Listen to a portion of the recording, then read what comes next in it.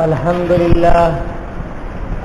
لله نحمده ونستعينه ونستغفره ونؤمن به ونتوكل عليه ونعوذ بالله من شرور أنفسنا ومن سيئات أعمالنا من يهده الله فلا مضل له ومن يضلله فلا هادي له ونشهد أن لا إله إلا الله وحده لا شريك له ونشهد أن سيدنا ومولانا محمدا عبده ورسوله وصلى الله تعالى عليه وعلى آله وأصحابه أجمعين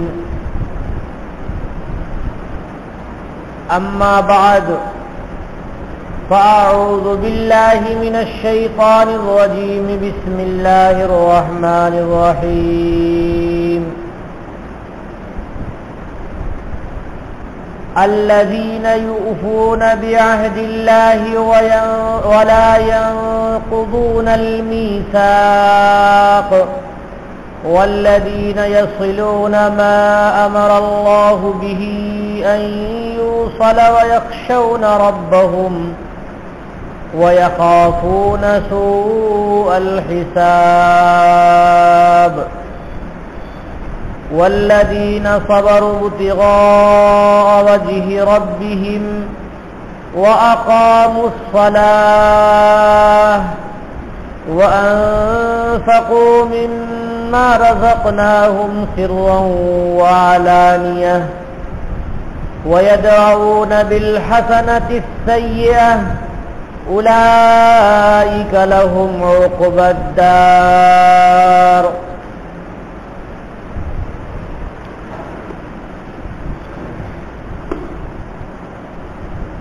آمنت بالله صدق الله العظيم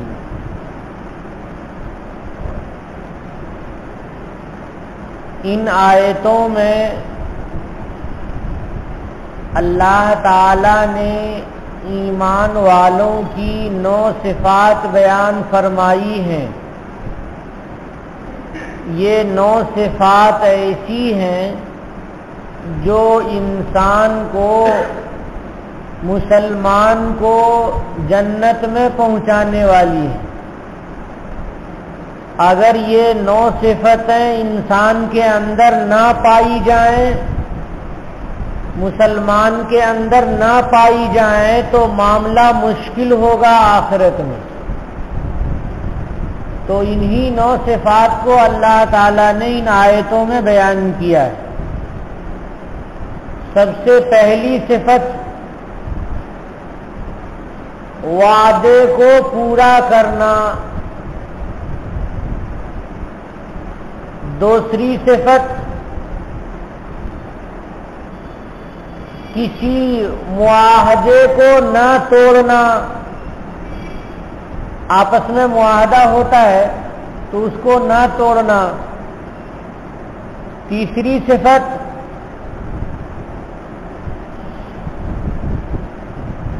صلہ رحمی کرنا اور آپس میں جوڑ پیدا کرنا۔ چوتھی صفت اللہ تعالی کا خوف دل کے اندر باقی رکھنا۔ پانچویں صفت قیامت کے دن کے حساب کا خیال رکھنا، ڈرتے رہنا۔ چھٹی صفت صبر کیے رہنا۔ ساتویں صفت نماز کو اچھی طرح سے اس کے حقوق کے مطابق ادا کرنا۔ نمبر 8 اللہ کے راستے میں خرچ کرنا۔ نمبر 9 برائی کو اچھائی کے ذریعے ٹال دینا۔ یہ 9 صفات ہیں. ان 9 صفات پر اللہ تعالی نے جنت کا وعدہ فرمایا ہے. ان سب سے متعلق تھوڑی تھوڑی سی تفصیل آپ کے سامنے پیش کرنی ہے. سب سے پہلی صفت وعدہ پورا کرنا. ایک بہت بڑا اور سب سے پہلا وعدہ ہے انسان کا، وہ ہے عہد الست کا وعدہ. جب انسان کو اللہ تعالی نے نہایت ہی یعنی روح کی شکل میں، نہایت باریک باریک روح کی شکل میں اللہ تعالیٰ نے انسان کو پیدا کیا، تو عالم ارواح میں سارے انسانوں کو جمع کیا اور اس وقت ربوبیت کا عہد لیا. کیا میں تیرا رب نہیں ہوں؟ الستو بربکم، کیا میں تیرا رب نہیں ہوں؟ اللہ تبارک و تعالی نے جب یہ پوچھا تو سارے انسانوں نے، ساری روحوں نے ایک زبان ہو کر کے کہا بلا، کیوں نہیں، آپ ہمارے رب ہیں.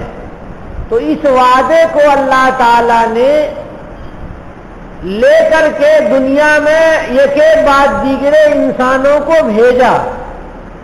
اب سوال یہ پیدا ہوتا ہے کہ ہم کو تو یاد نہیں ہے وہ وعدہ کب کیا تھا، ہم نے تو پورا کیسے کریں؟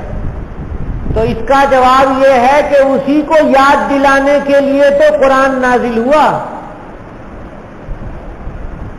اور اسی وعدے کو یاد دلانے کے لیے تو انبیاء کرام علیہم الصلوۃ والسلام کا سلسلہ آیا.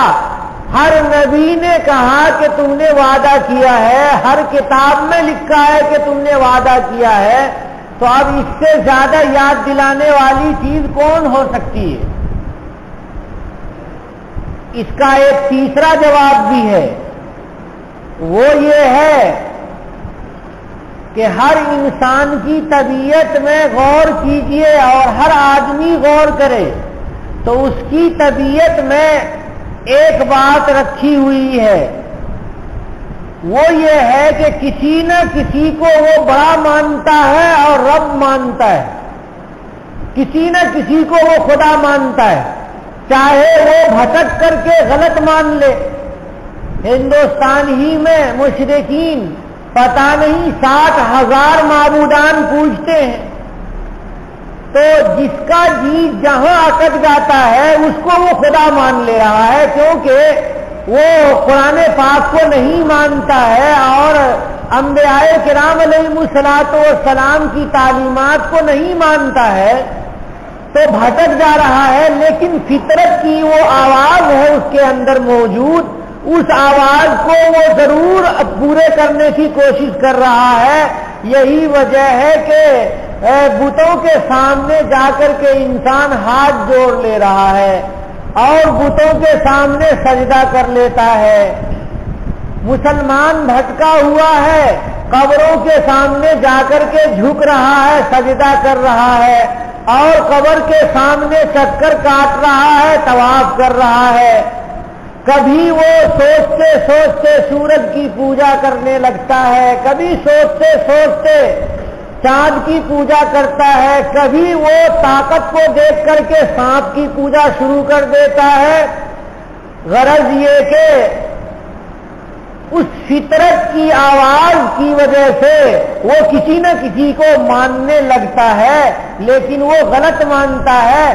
صحیح ماننا تو قرآن پاک میں ہے، اور صحیح ماننا تو انبیاء کرام علیہم الصلوۃ والسلام کی تعلیمات میں ہے.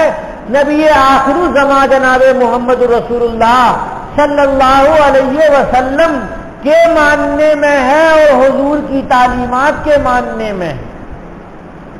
اس لیے وہ وعدہ جو لوگ پورا کر رہے ہیں حق طریقے سے، صحیح طریقے سے، یعنی واقعتاً رب العالمین کو پا کر کے وہ وعدہ پورا کر رہے ہیں، تو یہ پہلا کام ہے جنت میں داخل ہونے کا.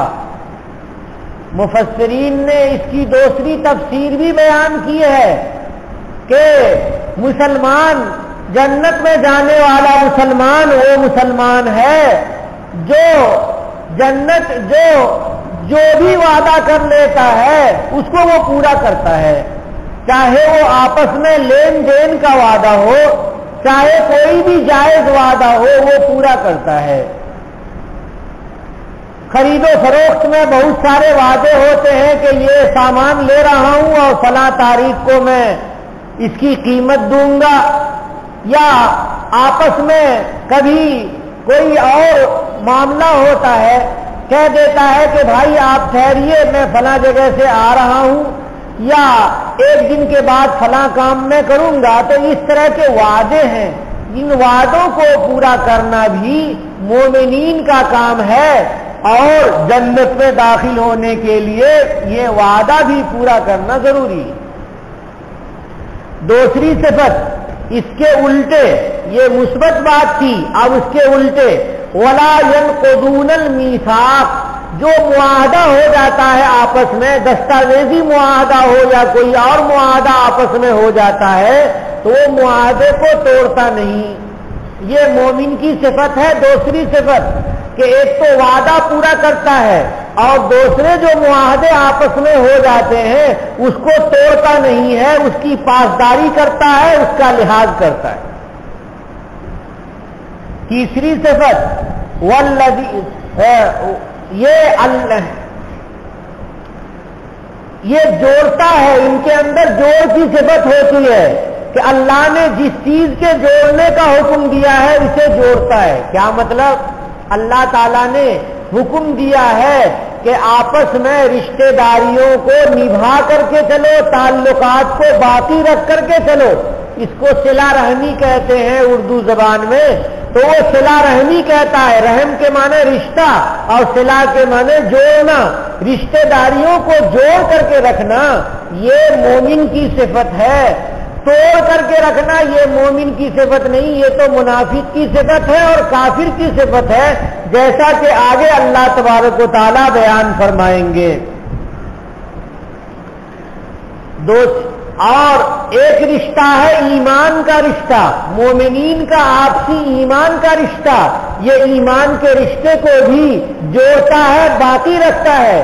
کہیں کا بھی مسلمان کہیں سامنے آیا اور سلام کیا تو ایک طرح کی محبت کھینچتی ہے، تو اس کو باقی رکھنا یہ مومن کا کام ہے اور مسلمان کا کام ہے۔ جنت میں داخل کرنے والی یہ صفت بھی ہے، تیسری صفت۔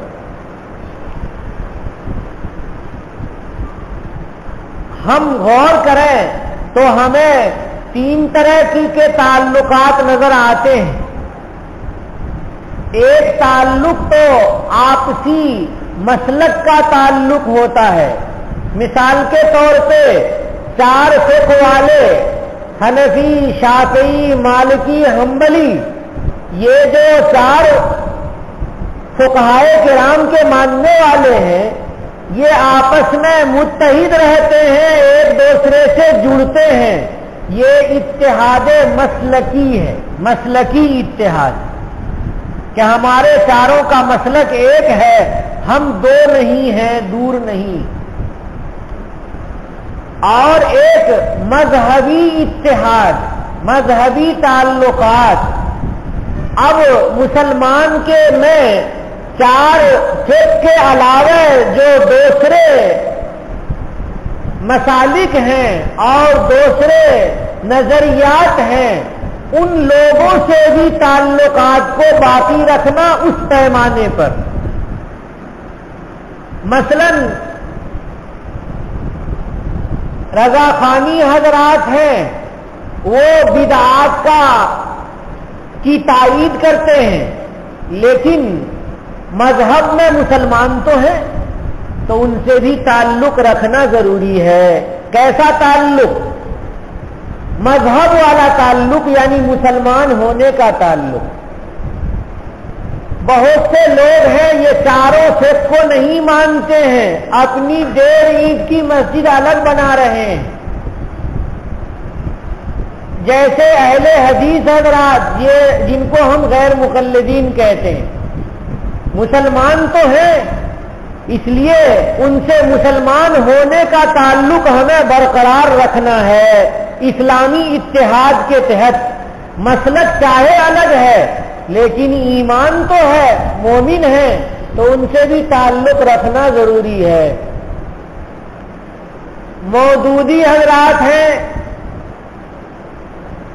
جماعت اسلامی والے حضرات ہیں، یہ بھی مسلمان ہیں، مسلک ہمارا ایک نہیں ہے لیکن مسلمان ہیں، تو اسلامی تعلق باقی رکھنا ان کے ساتھ بھی ضروری ہے۔ یہ تو میں نے مثالیں دی مذہبی تعلقات کی، اور پہلے جو مثال دی تھی وہ کائے کی تھی؟ مسلکی اتحاد، مسلکی تعلقات کی۔ اور تعلقات کی ایک تیسری قسم ہے ملکی اتحاد۔ ایک ملک میں رہنے والے مسلم اور غیر مسلم یہ ایک ملک میں رہنے کے لحاظ سے یہ متحد ہیں، ایک قانون پر سارے کے سارے لوگ متحد ہیں۔ اور یہ بات الگ ہے کہ اکثری طبقہ اقلیتی طبقہ کو ستا رہا ہے، یہ ان کی خرابی ہے، ان کو ایسا نہیں کرنا چاہیے۔ کیوں کہ پورے ہندوستان کا جو قانون ہے وہ ایک قانون ہے، اور اس قانون کی پاسداری سارے لوگوں کو مل کر کے کرنا ہے، چاہے وہ مسلم ہو، چاہے وہ ہندو ہو، چاہے وہ سکھ ہو، چاہے عیسائی ہو، چاہے وہ لامذہب ہو، سب کو مل کر کے اس ملک میں رہنے والے جتنے ہیں سب کو مل کر کے ان کو سارے قانون کی پاسداری کرنی ہے، تو یہ ہے ملکی اتحاد۔ تو بھائیوں، ایک ہے ملکی اتحاد، اور اس سے آگے بڑھ جائیے تو ایک چوتھے اتحاد کی قسم بھی ہے، وہ ہے انسانی اتحاد۔ انسان ہونے کے ناطے چاہے وہ کوئی بھی ہے، ایک انسان ہے، ہمیں معلوم نہیں ہے کہ وہ انسان مسلمان ہے یا غیر مسلم ہے، لیکن وہ بھوکا ہے تو ہم کھانا کھلا دیں گے نہیں کھلا دیں گے ان کو؟ پیاسا ہے تو پانی پلائیں گے نہیں پلائیں گے ان کو؟ یہ ہے انسانی اتحاد۔ تو غرض یہ کہ میں نے پہلے 3 اتحاد بتائے، حقیقت میں 4 طرح کا اتحاد ہے۔ ایک تو مسلکی اتحاد، چاروں مسلک والے ایک ہیں، اور ایک مذہبی اتحاد کے سارے مسلمان ایک ہیں، اور ایک ملکی اتحاد کے ملک میں سارے بسنے والے ایک ہیں، اور ایک انسانی اتحاد کہ پوری دنیا کے سارے حضرت آدم علیہ السلام کی اولاد ہیں، اس لحاظ سے اتحاد۔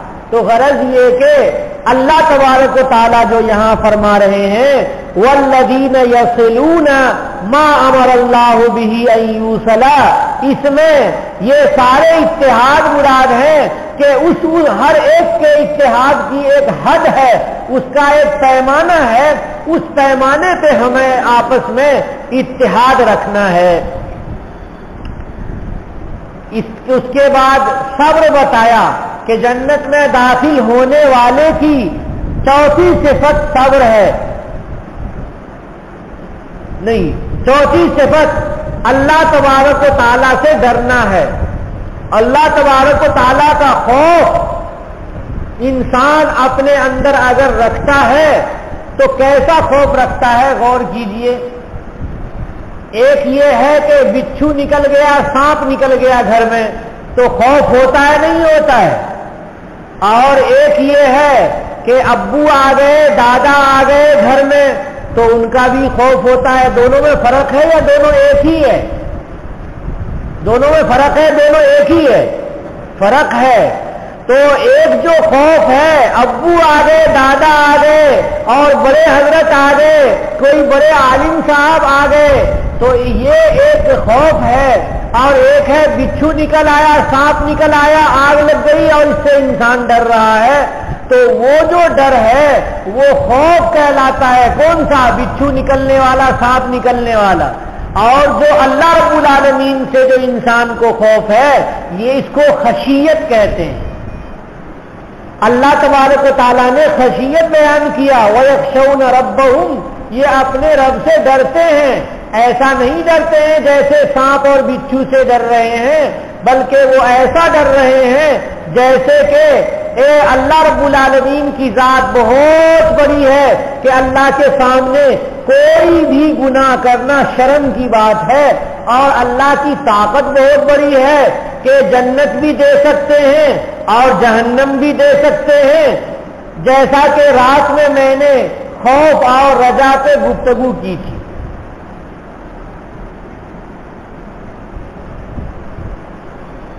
پانچویں صفت، جہنم کے عذاب سے وہ بچتے ہیں۔ یہاں پر جہنم کے عذاب اور آگ سے بچنے کی بات ہے، تو ظاہر سی بات ہے کہ آگ سے بچنا تو خوف ہوگا، جیسے کہ سانپ اور بچھو سے ڈرنا یہ خوف کہلاتا ہے، ویسے ہی آگ سے ڈرنا تو یہ خوف ہوگا، اس لیے جہنم کے خوف کو لفظ خوف سے ہی بیان کیا ہے۔ وَيَخَافُونَ سُوءَ الْحِسَابِ، کہ جہنم کے اللہ تبارک و تعالیٰ جب میدان محشر میں حساب کتاب کریں گے کہ کون جنت میں چلا جائے گا کون جہنم میں چلا جائے گا، تو اس حساب کتاب سے یعنی جہنم سے خطرناک طریقے سے وہ ڈرتے ہیں۔ چھٹی صفت، صبر کرتے ہیں وہ۔ صبر کے معنی سمجھیے، آپ حضرات تھوڑے سست ہو رہے ہیں، جو لوگ سو رہے ہیں ان کو جگا دیجیے، اگر سست رہیں گے تو پھر تو فائدہ نہیں ہوگا۔ میں جو آج مضمون بیان کر رہا ہوں یہ یاد رکھنے والا مضمون بیان کر رہا ہوں، آپ سوچتے ہیں ثواب حاصل ہونے والا مضمون ہے۔ اگر ایسے ہی ثواب ہونے والا مضمون ہو تو قرآن کی تلاوت سنتے رہیے تو ثواب ہوتا رہے گا۔ انسان کے کلام کو تو سمجھیں گے، عمل کریں گے تب ثواب ہوگا، اس سے پہلے نہیں ہوگا۔ تو میں یہ بتا رہا تھا پانچویں صفت صبر ہے۔ صبر کی تین قسمیں ہیں، صبر کی تین قسمیں ہیں۔ ایک قسم یہ ہے کہ صبر جس کو صبر علی الطاعت کہتے ہیں، دوسری قسم صبر عن المعصیت کہتے ہیں، اور تیسری قسم صبر علی البلا۔ اس کو سمجھانا پڑے گا۔ صبر علی الطاعت کا مطلب ہے کہ ہمیشہ فرما برداری پہ جمے رہنا، ہم نماز پڑھتے ہیں پڑھتے رہنا، روزہ رکھتے ہیں رکھتے رہنا، زکات دیتے ہیں دیتے رہنا، یعنی ہر کام کو جماؤ کے ساتھ کرنا۔ صبر کے معنی حفظ یعنی جمع لینا اپنے کو کسی عمل پر، تو اطاعت فرما برداری پہ اپنے کو جمع لینا، یہ ہے صبر علی الطاعت۔ کہ مومن جب اس عمل شروع کرتا ہے تو اس عمل پہ جمع ہوا رہتا ہے۔ جب کلمہ پڑھ لیا تو اب کلمے کو چھوڑے گا نہیں، اس کو پکڑے ہوا ہے، تھامے ہوا ہے۔ جب وہ نماز پڑھ رہا ہے تو پابندی سے پڑھ رہا ہے، روزے کو ادا کر رہا ہے، حج کو ادا کر رہا ہے، گویا کہ ساری اطاعت الہی پر وہ جمع ہوا ہے۔ اس کو صبر علی الطاعت کہتے ہیں۔ اور دوسری صفت ہے صبر عن المعصیت، گناہوں سے بچنے میں جمے رہنا، یعنی کتنی ہی ہوا چل رہی ہے گناہوں کی، وہ گناہ کی طرف نہیں بڑھ رہا ہے، نہ تو وہ اپنی آنکھ کا گناہ کر رہا ہے، نہ زبان کا گناہ کر رہا ہے، نہ کان کا گناہ کر رہا ہے، نہ ہاتھ کا گناہ کر رہا ہے، نہ پیر کا گناہ کر رہا ہے، نہ شرمگاہ کا گناہ کر رہا ہے، وہ ہر گناہ سے بچا ہوا ہے۔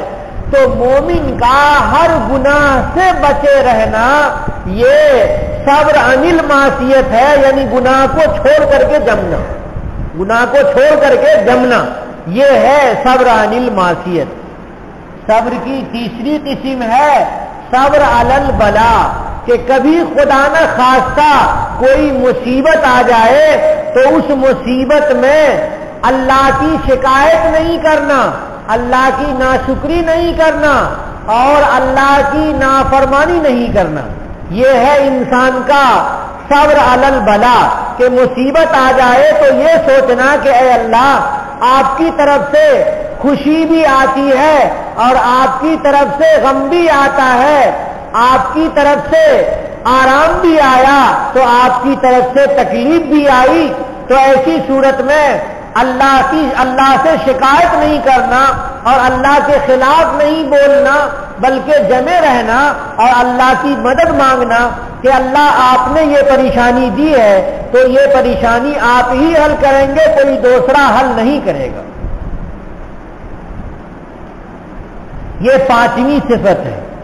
6ٹھی صفت ہے نماز کو اس کے حقوق کے مطابق ادا کرنا، کہ نماز کا جو وقت متعین ہے اس متعین وقت میں نماز ادا کر لینا۔ روزے اور نماز کے جو حقوق ہیں یعنی فرائض اور واجبات اور سنن، اس کو اچھی طرح سے ادا کرنا۔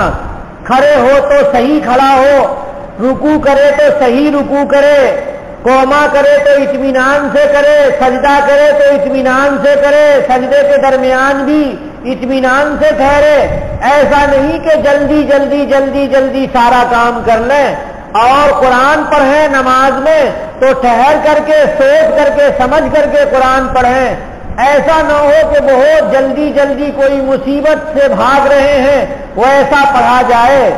بعض جگہوں میں نماز تراویح پڑھانے والا امام اتنا فاسٹ ہوتا ہے کہ وہ قرات ختم کر کے رکوع، قوما، سجدہ سارا کر لیتا ہے اور بوڑھے بیچارے ابھی رکوع میں جانے کا سوچتے رہتے ہیں۔ بھلا ایسی نماز سے کیا فائدہ؟ یہ اللہ کی عبادت ہے، یہ کوئی مشین نہیں ہے، کوئی گاڑی نہیں ہے کہ اس کو 80 اور 120 کے اسپیڈ پہ ڈال دیا اور منزل مقصود تک پہنچا۔ یہ اس لیے نہیں ہے۔ نماز تو سوچ کر کے، سمجھ کر کے، ٹھہر کر کے، اطمینان سے، تعدیل کے ساتھ ادا کی جانے والی عبادت ہے۔ اس عبادت کو جلدی ادا کرنا نہیں چاہیے۔ قرآن پاک کی تلاوت بھی ہو تو حروف کی ادائیگی کے ساتھ صحیح ہو۔ جلدی کرنے میں حروف کٹتے ہیں، الفاظ کٹتے ہیں تو ثواب ہونے کے بجائے حقوق نہیں پورے ہونے کی وجہ سے گناہ ہو جاتا ہے۔ تو اس لیے نماز جو لوگ اطمینان سے پڑھتے ہیں، اقاموا الصلاۃ، نماز کو سیدھا کرتے ہیں۔ سیدھا کرنے کا مطلب کیا ہے کہ شریعت کے مطابق جیسا شریعت کا حکم ہے ویسا نماز کو ادا کر دیتے ہیں۔ یہ ہے نماز کو سیدھا کرنا۔ وَأَنفَقُوا مِمَّا رَزَقْنَاهُمْ سِرًّا وَعَلَانِيَةً، یہاں بتایا اللہ تبارک و تعالیٰ نے کہ خرچ کرتے ہیں اللہ کے راستے میں چھپا کر کے بھی اور دکھا کر کے بھی۔ خرچ 2 طرح سے آدمی کرتا ہے۔ جو نفلی صدقہ کرنا چاہیے اس کو تو ہمیشہ چھپا کر کے ہی کرنا چاہیے، نفلی صدقہ کو دکھانا نہیں چاہیے۔ اور جو واجب اور فرض ہے، زکوٰۃ ہے مثال کے طور پہ واجب ہے، صدقۃ الفطر واجب ہے، تو اس کو بتا کر کے بھی خرچ کر سکتے ہیں، اس میں کوئی حرج کی بات نہیں ہے۔ مجمع میں بھی بتا سکتے ہیں۔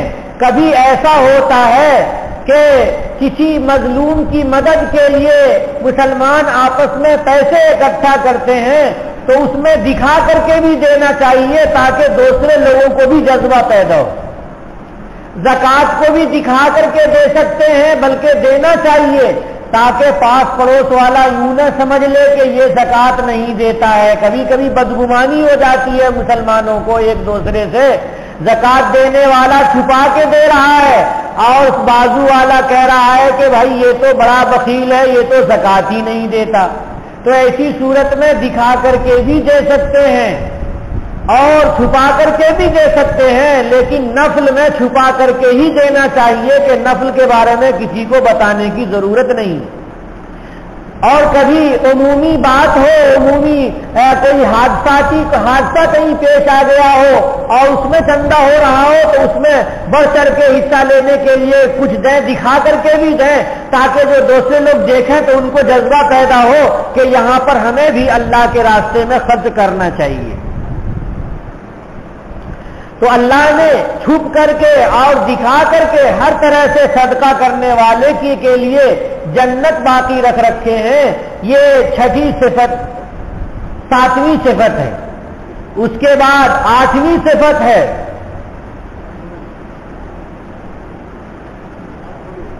آٹھ ہو گئی 1 2 3 4 5 6 7 وَيَدْرَؤُونَ بِالْحَسَنَةِ السَّيِّئَةَ. یہاں پر اللہ تعالیٰ نے بتایا یہ 8ویں صفت ہے. 9ویں صفت ہے 9ویں صفت.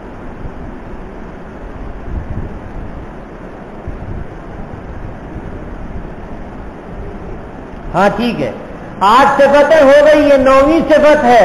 وَيَدْرَؤُونَ بِالْحَسَنَةِ السَّيِّئَةَ اور اچھائی کے ذریعے برائی کو دفع کرتے ہیں, ہٹا دیتے ہیں, ڈھکیل دیتے ہیں. جیسے مثال کے طور پر کوئی آدمی گالی دے رہا ہے تو اس پر صبر کر لیتا ہے انسان اور اس کو کوئی جواب نہیں دیتا ہے, تو ہوتا کیا ہے بات آگے نہیں بڑھتی, جھگڑا نہیں ہوتا ہے. گالی دینے والا دے دے کر کے اپنی انرجی ختم کر لیتا ہے, اس کے بعد خاموش ہو جاتا ہے. تو اس مومن نے صبر کے ذریعے سے اس کو ہٹا دیا, یعنی جھگڑے کو ختم کر دیا.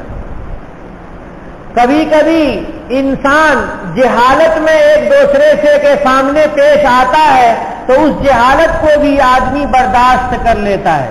تو صبر کے ذریعے, تحمل کے ذریعے سے جہالت کو برداشت کر لینا, جھگڑے کو ختم کر دینا, یہ بھی جنت والے مومن کی صفت ہے.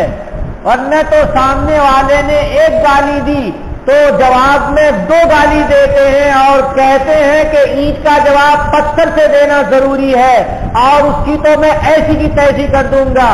بھلا اس سے آگ ہی بڑھ کے بھڑکے گی اور ایک کا جھگڑا 2 کے ساتھ ہوگا اور 2 کا پورے خاندان کے ساتھ ہوگا اور پھر پورے معاشرے کے ساتھ ہوگا. عرب میں ایسا ہی چلتا تھا کہ اوس اور خزرج میں مدتوں لڑائی تھی.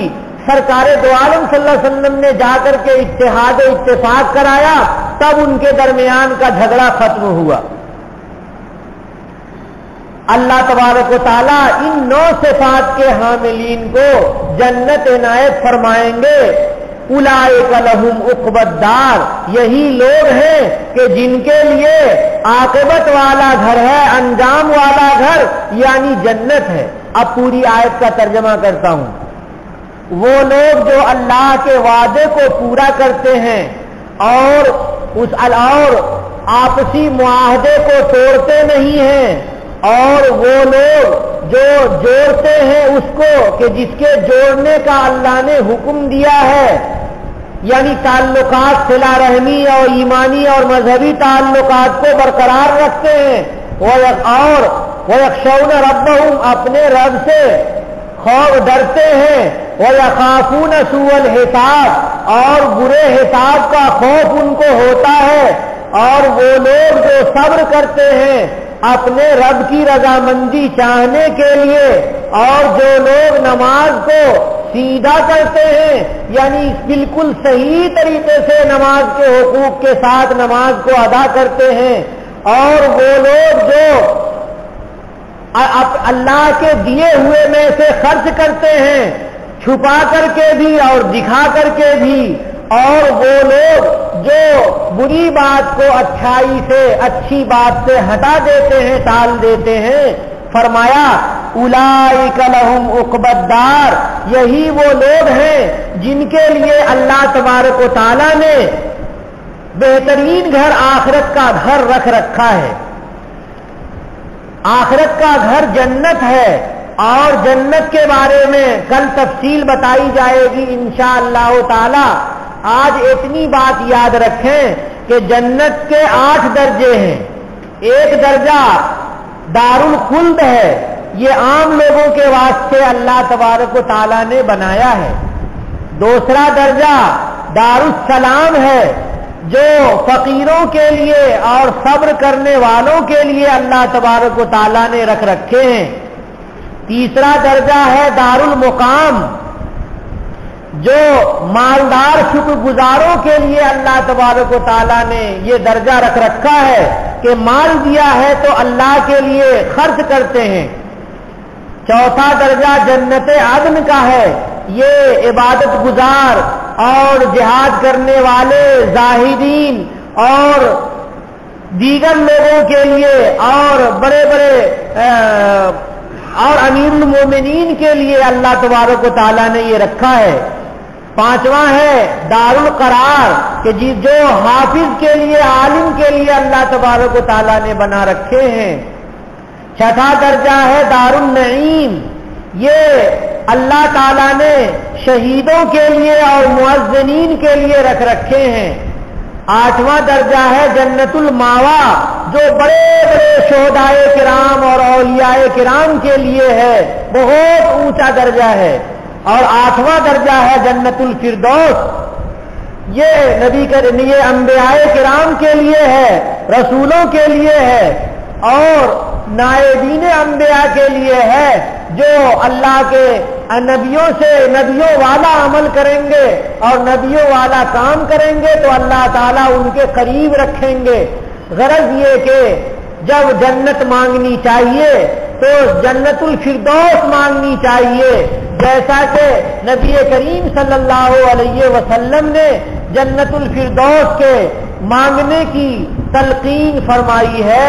وآخر دعوانا ان الحمد للہ رب العالمین۔